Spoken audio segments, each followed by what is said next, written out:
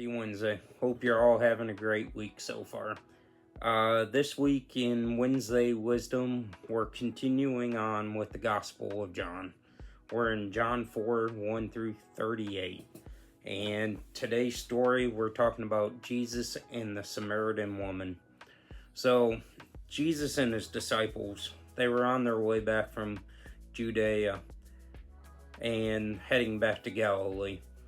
They had to go through a town of Samaria, and once they got into the town, they stopped at a well, and Jesus was sitting at the well and had a Samaritan woman come up to the well.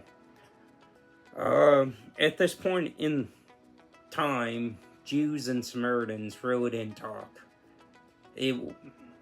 Their relationship wasn't there. They looked at each other as outcasts. So you, at this point in the story, get to see Jesus' true love of everybody. He's already breaking barriers at this point.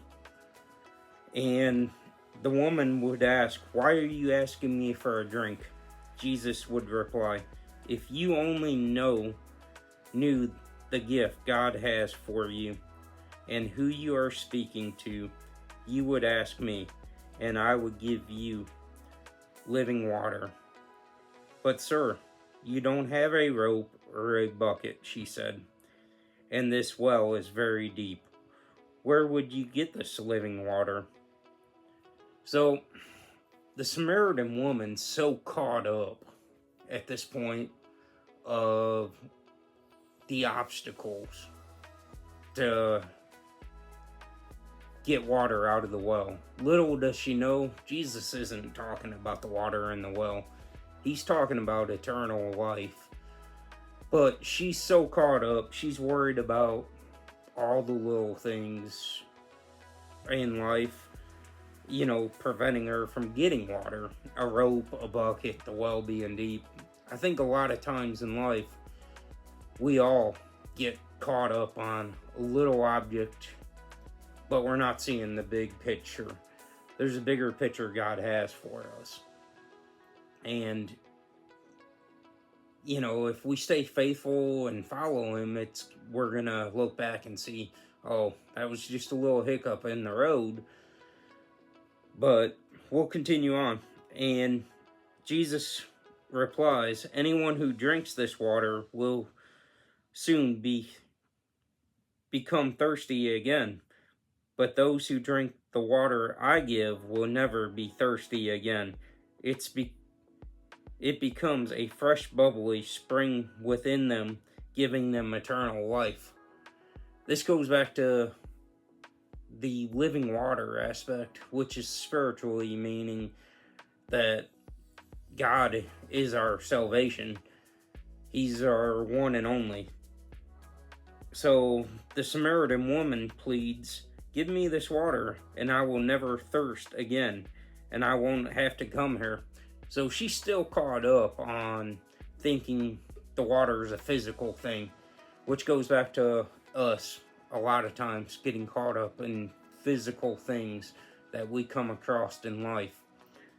And Jesus continues on, and he tells her to go get your husband. And she goes, "I don't have a husband." And Jesus replies, "You're right, you don't have a husband, for you have had 5, and you aren't even married to the man you are living with now. You certainly spoke the truth." "Sir," the woman said, "you must be a prophet." So, at this point, Jesus knew her past. Our past doesn't define us. And I know at one point in my walk with Christ, I let my past define myself quite a bit. I thought, man, I had done some bad stuff, and Jesus is never going to forgive me. Well, this is proof here that he can forgive anybody. He instantly forgave the Samaritan woman for her past. And I have a little saying about the past, and there's a reason the windshield's bigger than the rearview mirror, because you need to be focusing on the future. And as long as you keep your eyes on Christ, that's the right way to be going. So, another thing that really caught my eye was all the way down at the end in John 4:34. Jesus says, my food comes from doing the will of God who sent me, and from finishing his works. So, God sent his one and only Son to come down to do the works for him. And he came down and laid his life on the cross and sacrificed everything he had for us. It's not our will, it's always God's will. And that really stuck to me today when I was going through this. I hope you all have a great week, and God bless you.